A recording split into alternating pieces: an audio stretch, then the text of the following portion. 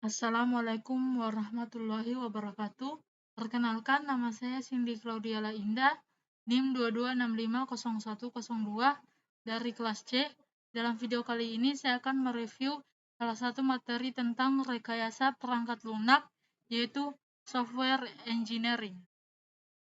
Jadi langsung saja kita mulai pada materinya. Sejarah software engineering. Istilah software engineering digunakan pertama kali pada akhir 1950-an dan awal 1960-an. Saat itu, masih terdapat perdebatan tajam mengenai aspek engineering dari berbagai pengembangan perangkat lunak. Pada tahun 1968 dan 1969, Komite Sains NATO mensponsori dua konferensi tentang rekayasa perangkat lunak yang memberikan dampak kuat terhadap pengembangan rekayasa perangkat lunak. Jadi, pengertian dasarnya yaitu istilah rekayasa perangkat lunak atau kita singkat saja sebagai RPL. Secara umum disepakati sebagai terjemahan dari istilah software engineering. Istilah software engineering mulai dipopulerkan pada tahun 1968 pada Software Engineering Conference yang diselenggarakan oleh NATO. Sebagian orang mengartikan RPL hanya sebatas pada bagian program di komputer. Ada perbedaan yang mendasar antara perangkat lunak, software, dan program komputer. Perangkat lunak adalah perintah yang digunakan untuk memproses informasi. Perangkat lunak dapat berupa program atau prosedur. Program adalah kumpulan perintah yang dimengerti oleh komputer, sedangkan prosedur adalah perintah yang dibutuhkan oleh pengguna dalam memproses informasi. Menurut O'Brien 1999. Jadi, pengertian dasar RPL sendiri adalah suatu disiplin ilmu yang membahas semua aspek produksi perangkat lunak, mulai dari tahap awal yaitu analisa kebutuhan pengguna, menentukan spesifikasi dari kebutuhan pengguna, desain, pengkodean, pengujian, sampai pemeliharaan sistem setelah digunakan. Jadi dari pengertian ini, jelaslah bahwa RPL tidak hanya berhubungan dengan cara pembuatan komputer atau program komputer. Pernyataan semua aspek produksi pada pengertian sebelumnya mempunyai arti semua hal yang berhubungan dengan proses produksi seperti manajemen proyek, penentuan personil, anggaran biaya, metode, jadwal, dan kualitas sampai dengan pelatihan pengguna merupakan bagian dari RPL tersebut. Perangkat lunak atau software. Perangkat lunak merupakan program-program komputer dan dokumentasi yang saling berkaitan. Rekayasa perangkat lunak berasal dari dua kata, yaitu software, perangkat lunak, dan engineering rekayasa. Perangkat lunak atau software adalah source kode pada suatu program atau sistem. Perangkat lunak tidak hanya dokumentasi terhadap source kode, tapi juga dokumentasi terhadap sesuatu yang dibutuhkan selama pengembangan, instalasi, penggunaan, dan pemeliharaan sebuah sistem. Engineering atau rekayasa adalah aplikasi terhadap pendekatan sistematis yang berdasar atas ilmu pengetahuan dan matematis serta aplikasi tentang produksi terhadap struktur, mesin, produk, proses, atau sistem. Rekayasa perangkat lunak adalah suatu disiplin rekayasa yang berkonsentrasi terhadap seluruh aspek.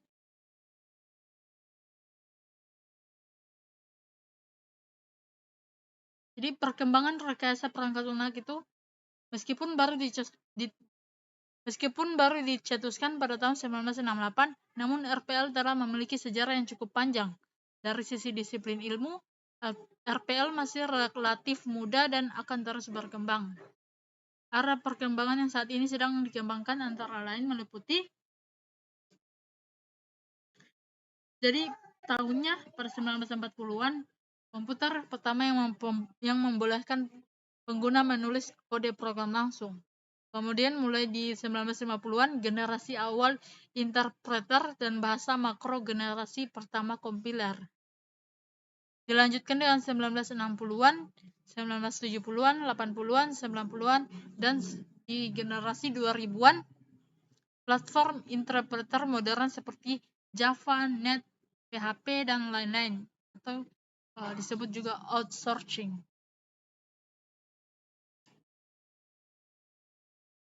Jadi ruang lingkup rekayasa perangkat lunak atau software engineering. Jadi rekayasa perangkat lunak telah berkembang sejak pertama kali diciptakan pada tahun 1940-an hingga kini. Jadi fokus utamanya itu adalah untuk mengembangkan praktek dan teknologi untuk meningkatkan produktivitas para praktisi pengembang perangkat lunak dan kualitas aplikasi yang dapat digunakan oleh pemakai. Ini adalah ruang lingkup rekayasa perangkat lunak, di mana ada software requirement, software design, construction, testing, maintenance, management, tools dan method, software quality dan proses. Dalam manajemen juga. Lanjut, ini tujuan dari rekayasa perangkat lunak. Jadi ada 3 tujuan dari RPL.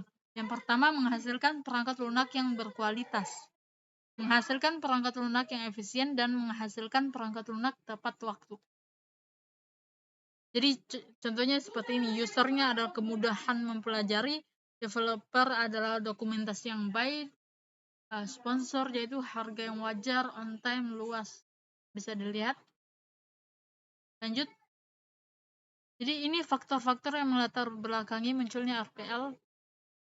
Jadi ada ketidakmampuan organisasi, ada perubahan nisbar atau rasio biaya perangkat keras, kemajuan pesat perangkat keras, kemajuan dalam teknik-teknik pembuatan perangkat lunak, tuntutan yang lebih tinggi terhadap jumlah perangkat lunak, tuntutan yang lebih tinggi juga terhadap mutu perangkat lunak, serta meningkatnya peran pemeliharaan. Inilah rekayasa perangkat lunak dan disiplin ilmu lain. Cakupan ruang lingkup yang cukup luas membuat RPL sangat terkait dengan disiplin bidang ilmu yang lain, tidak saja subbidang dalam disiplin ilmu komputer, namun dan beberapa disiplin ilmu lain di luar ilmu komputer. Hubungan keterkaitan RPL dengan ilmu lain dapat dilihat pada gambar yang ini. Jadi hubungannya itu ada pada bidang manajemen, matematika, ergonomika, rekayasa manajemen kualitas, manajemen proyek, dan rekayasa sistem juga. Lanjut. Jadi ini rekayasa perangkat lunak dan disiplin ilmu lainnya. Jadi di bidang manajemen tadi ada meliputi akuntansi, finansial, pemasaran, dan beberapa yang seperti hal ini. Kemudian di bidang matematika itu meliputi aljabar linear, kalkulus, peluang, statistika, dan seperti yang ini. Kemudian bidang ilmu manajemen proyek meliputi hal yang berkaitan dengan proyek, seperti anggaran, tenaga kerja, kualitas, dan metode-metode yang digunakan. Serta bidang ilmu ergonomika itu menyangkut hubungan interaksi antara manusia dengan komponen-komponen lain dalam sistem komputer. Lanjut, dalam bidang ilmu rekayasa sistem meliputi teori sistem seperti analisis biaya, pemodelan, simulasi, proses, dan operasi bisnis lainnya. Sifat dan karakteristik software. Jadi, software merupakan elemen sistem logik dan bukan elemen sistem fisik seperti hardware. Jadi, elemen itu tidak aus tetapi bisa rusak. Elemen software itu direkayasa dan dikembangkan. Jadi elemen software itu direkayasa atau dikembangkan dan bukan dibuat di pabrik seperti hardware. Jadi dia bukan seperti itu ya. Baik, lanjut. Ini dia perbedaan dari hardware dan software.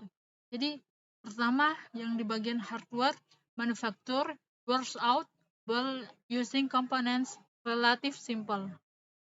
Sedangkan di bagian software itu develop, deteriorates, custom build, dan kompleks. Kemudian kategori perangkat lunak secara umum. Itu dapat dikelompokkan sebagai beberapa bentuk, yaitu perangkat lunak sistem seperti sekumpulan program yang ditulis, yaitu contohnya seperti compiler, editor, dan pengatur file. Kemudian perangkat lunak real time seperti program-program yang memonitor, menganalisis, mengontrol kejadian di dunia pada saat terjadinya atau real-time event. Kemudian perangkat lunak bisnis. Jadi dia memproses informasi bisnis seperti payroll, inventory, dan lain sebagainya. Lanjut di perangkat lunak teknik dan ilmu pengetahuan, yaitu ditandai dengan penggunaan algoritma number crunching. Kemudian perangkat lunak kemudian embedded software. Jadi produk yang ada di dalam ini seperti read-only memory dan dipakai untuk mengontrol hasil dan sistem untuk keperluan konsumen dan pasar industri. Lalu perangkat lunak komputer personal sesuai kebutuhan personal seperti pengolah kata, angka, dan manajemen database. Lanjut lagi perangkat lunak kecerdasan buatan yang menggunakan algoritma non-numeris untuk memecahkan masalah kompleks yang tidak sesuai dengan perhitungan atau analisis secara langsung. Jadi ini dia tipe-tipe software. Yang pertama ada 3 ya. System software, application software, dan engineering dan scientific software. Kalau system software, dia adalah sekumpulan program yang ditulis untuk melayani atau menunjang program lainnya, seperti compiler, editor, utility, sistem operasi, driver, dan prosesor telekomunikasi. Application software itu program standalone yang digunakan untuk menyelesaikan kebutuhan bisnis tertentu, seperti aplikasi untuk memfasilitasi kegiatan bisnis atau pembuatan keputusan teknik atau manajemen. Contohnya seperti point of sale transaction processing, real-time manufacturing process control. Kemudian ada engineering dan scientific software. Software yang dicirikan dengan algoritma numerik. Aplikasinya itu berkisar dari astronomi sampai vulkanologi, analisis otomotif sampai dinamika orbit ruang angkasa. Software ini banyak digunakan dalam bidang engineering dan sains, contohnya CAD atau computer aided design, simulasi sistem.